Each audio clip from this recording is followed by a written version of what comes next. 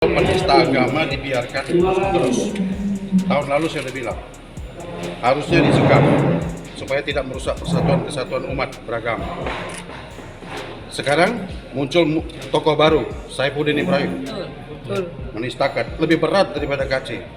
Untung ada Pak Mahfud MD yang segera memerintahkan untuk menangkap, mempertanggungjawabkan secara hukum. Kalau tidak kita pecah, itu yang betul. Kita tunggu kapan didapat. Kalau bila perlu, pertemukan dengan saya lagi. Jangan khawatir, tidak akan saya aniaya Ibrahim itu. Paling kujilat aja dia. Ya, terima kasih. Dipanggil Ustadz itu dia bilang bahwa ini apa yang dikatakan ini benar apa tidak Ustadz? Nah, itu keliru kata Ustadz, ya, bahwa nggak benar Nabi Muhammad itu tukang bohong, tukang ini gitu loh, bermuka jelek itu nggak benar. Tapi ya, menurut hadis, menurut ayat yang saya dapat, yang saya ilmu dijelasin sama Kece, ternyata Kece masih juga ketika dinasihat seperti itu dia masih juga bilang Muhammad bin Abdullah itu tukang bohong, bermuka jelek itu. Di situ Napoleon kesal, sudah sampai berkali-kali dikasih tahu masih juga, maka ditampol pakai tai.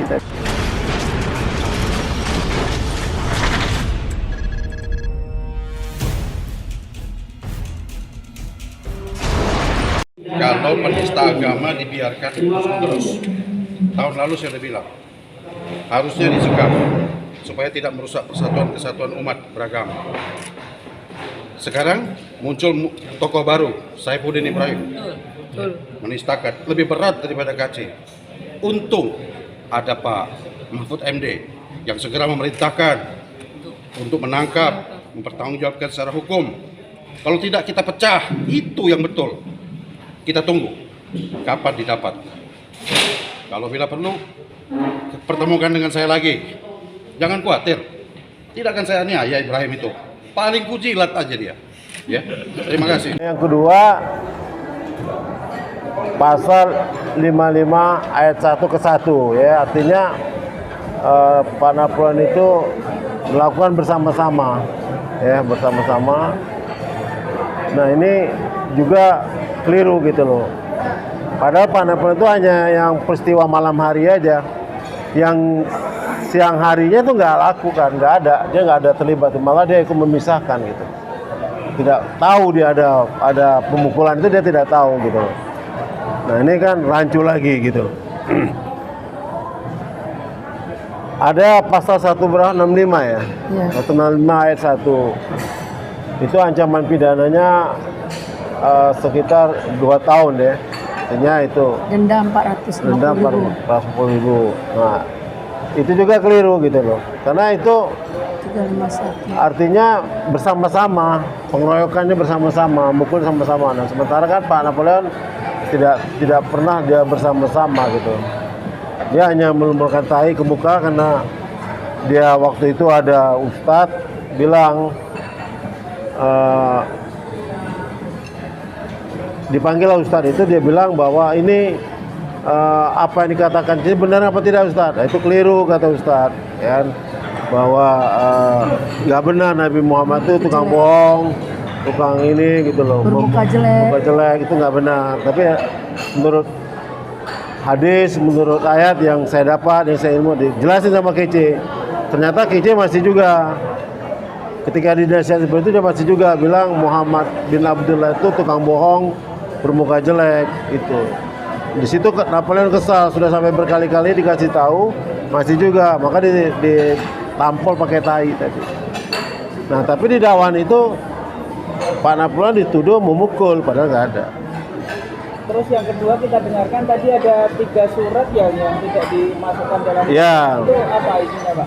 Surat itu yang pertama surat permohonan maaf Kece ke Napoleon, ya kan? Tuh ada surat permohonan maaf. Yang kedua surat pencabutan laporan ke Kabareskrim, ke Dir Tindak Pidana Umum, Dir ya, Dir pangkatnya bintang 1. Di situ jelas. Yang kedua surat perjanjian perdamaian dari Napoleon antara Napoleon dengan Kece itu ada surat perdamaian. Nah itu aslinya sudah diserahkan ke Direktur Tindak Pidana Umum Mabes Polri, Brigadir Jenderal siapa tadi namanya? Saya lupa Ya. itu Andi apa gitu loh. Jadi dia sudah diserahkan yang aslinya gitu. Nah akan tetapi di dalam persidangan tadi tidak ada alat bukti itu di dalam berkas perkara gitu loh. Artinya ada sengaja penghilangan barang bukti dari pihak penyidik maupun dari pihak kejaksaan. Barang bukti 3 itu hilang, sama sekali tidak ditampilkan. Apakah di dalam alat bukti 3 surat tadi ada tanda tangan kedua belah pihak? Ada. Ada. Kalau yang perjanjian aja tanda tangan. Perjanjian perdamaian kedua beliau tanda tanganin. Nah pencabutnya itu hanya kece aja. Sama permohonan maaf hanya tanda tangan kece. Tapi itu aslinya sudah diserahkan ke Kabareskrim. Oke, jadi apa yang didakwakan tadi kan pasal pengeroyokan ya, Pak? Iya. Pasal pengeroyokan, apakah itu cocok untuk Nggak cocok 170. Makanya saya bilang pasal-pasal pengeroyokan. Tapi di dalam dakwaannya ya Pak Napoleon tidak ikut, hanya nampol pakai tai gitu loh. Pakai tinja. Tapi kalau dibilang pengeroyokan, ngerokoknya yang mukul-mukul itu yang terdakwa sekarang nih yang perkara 10 9-10. apa? 9-10 kita 8. Iya, 6 berapa? 60 kita kan 608. Nah, Kita yang 208. enggak 6. Oh 6. 608 yang satunya itu 610 dan 612 itu yang mukul-mukul gitu. Terus tadi juga kita dengarkan apa yang disampaikan Pak Napoleon menanggapi Ibrahim, Saifuddin Ibrahim. Ya, itu kan yang minta pembatalan 300 ayat Al-Quran itu. Ya sebenarnya itu di luar konteks dengan perkara kita lah. Itu tapi dia sebagai muslim dia prihatin gitu loh bahwa pelecehan terhadap Islam ini sudah bertubi-tubi di negeri ini dan dibiarkan oleh penguasa gitu loh. Itu dia nggak mau gitu. Penegak hukum membiarkan terus pelecehan terhadap agama Islam ini udah ada sengaja kesan pembiaran. Akhirnya kita udah tercabik-cabik. Nah, itu Pak Napoleon nggak mau. Ya. Mungkin yang selanjutnya ini kan perkara sudah jalan nih Pak. Apa harapan Bapak kepada rakyat Indonesia yang menyaksikan sidang perkara ini? Ya harapan kita maunya peradilan itu fair play lah. Artinya apa yang ada seperti barang buktinya ada jelas gitu ya, sudah diserahkan. Tapi kenapa dihilangkan gitu loh. Yang kedua, ini kan sebenarnya tidak pidana ringan, penganiayaan ringan gitu loh. Artinya kalau lebih pasnya itu tadi 1651 ayat 2 ya. 352. 352 ayat 2-nya lebih pas yang kata Napoleon tadi itu dia hanya melakukan melepoti dengan tinja aja ke mukanya. Penganiayaan ringan. Itu mungkin lebih pas. Itu kalau saya itu lebih pasnya ke 335 perbuatan tidak menyenangkan, lebih pasnya ke situ gitu loh. Itu nggak ada penganiayaan, nggak ada pasal penganiayaan itu orangnya harus luka. Artinya luka gitu. Ini kan nggak luka, orang nggak apa-apa. Hanya dilepon dengan tai aja, berarti masuk kategori perbuatan tidak menyenangkan. Berarti tidak ada pemukulan, tidak ada Napoleon sama sekali tidak melakukan pemukulan. ini ya, menegaskan. Terus untuk ini Pak, Bahkan hasil visumnya juga menyatakan bahwa tidak ada luka berat Berat. yang bisa dinyatakan bahwa didakwa dengan pasal 352 tadi. Maaf, yang didakwa bisa didakwa 170. dengan pasal 351. mungkin ada tambahan dari Bu Eli? Sebenarnya kita ingin peradilan ini benar-benar berkualitas lah. Sementara isi dakwaan dengan yang dibacakan dengan tuntutannya itu tidak nyambung pasalnya. Kenapa? Ada pengeroyokan. Sementara Pak Napoleon dia sendiri bacakan tidak ada pengeroyokan. Ini kan sudah mengelabui persoalan. Dan di situ ada 3 unsur seperti yang disampaikan senior saya tadi, bahwa ada 3 surat. Jika surat yang 3 itu terindikasi dihilangkan, itu ada unsur pidananya juga bagi yang menghilangkan, karena mengakibatkan orang lain menjadi tersangka atau terdakwa. Nah, ini perbuatan melawan hukum juga, karena ketika kita mendakwa orang yang tempus deliktinya tidak benar dan tidak tepat, itu batal demi hukum sesuai dengan pasal 143 ayat 2 alinea ketiga.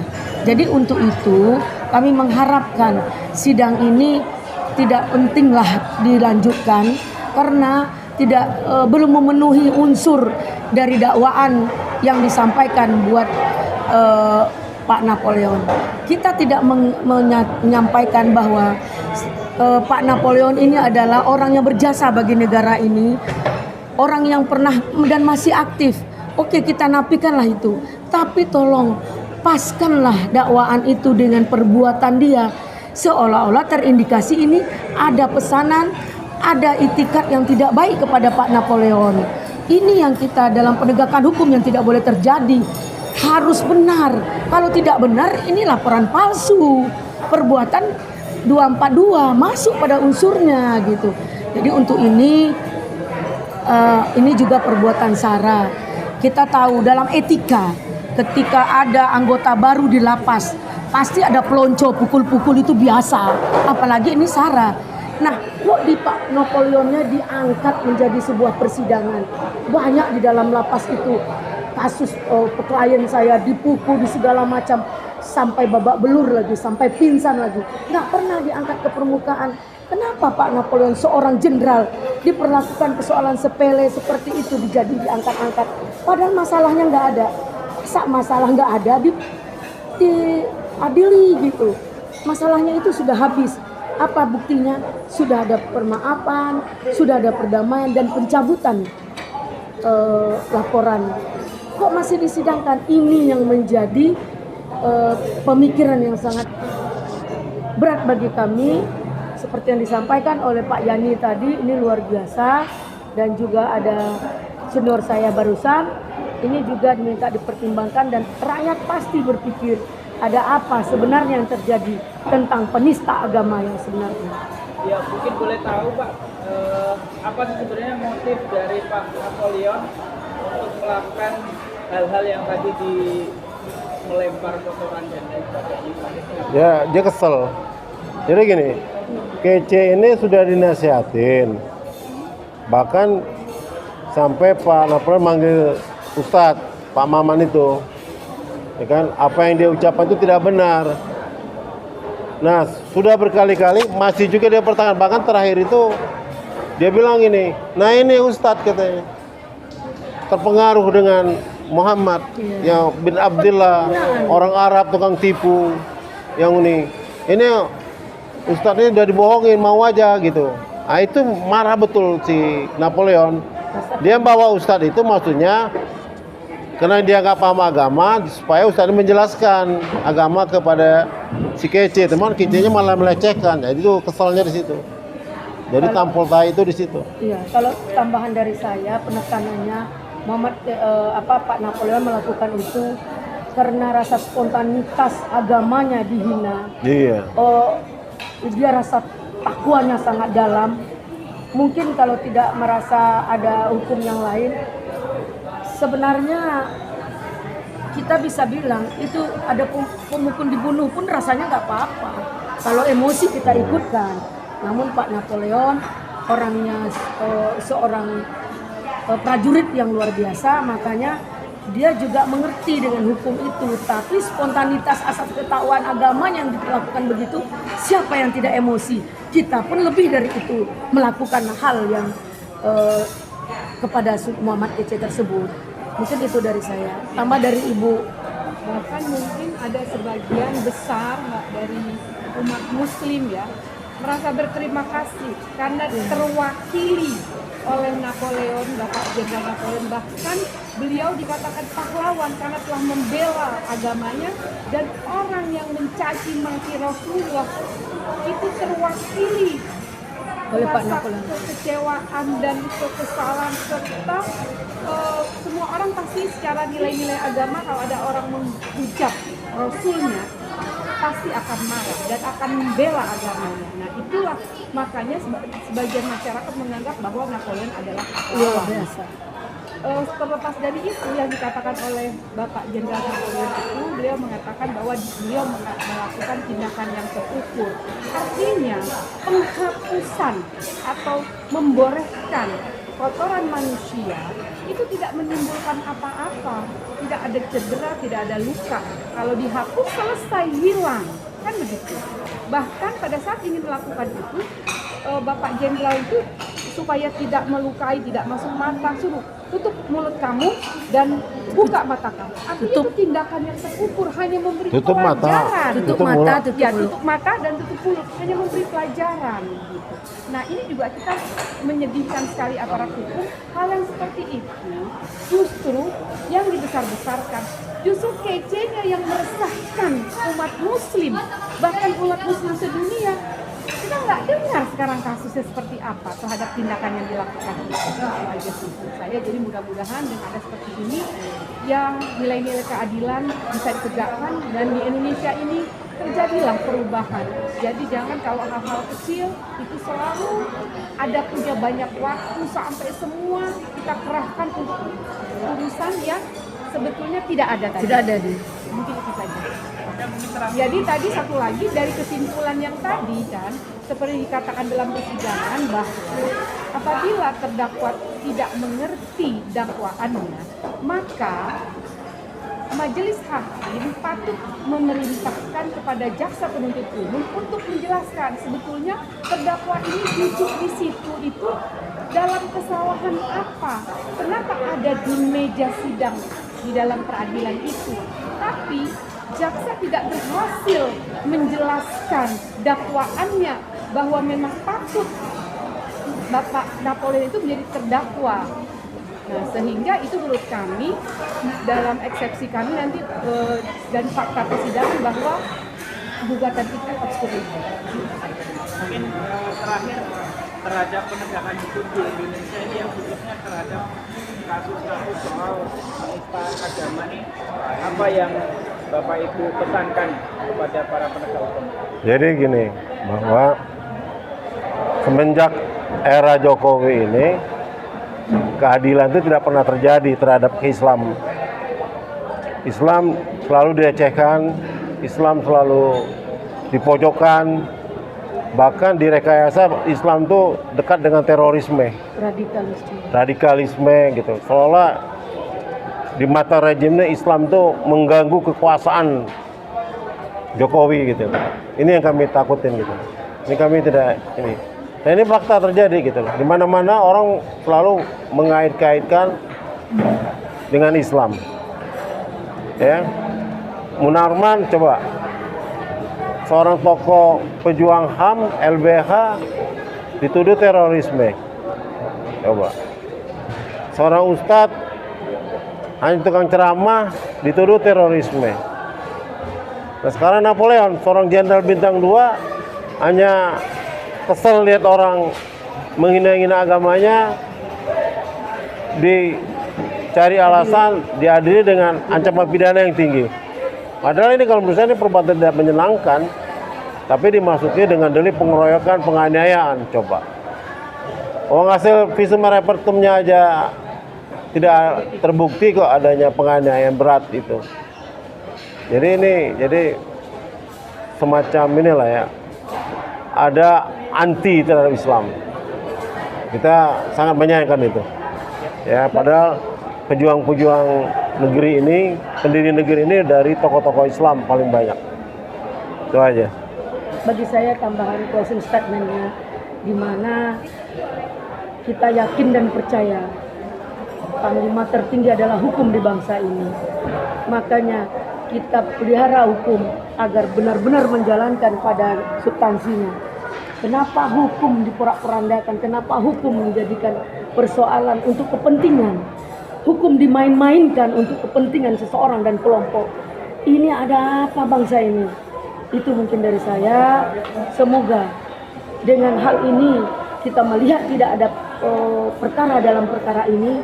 Mohon hakim bijaksana untuk memutuskan perkara ini tidak ada atau diputuskan untuk tidak dilanjutkan.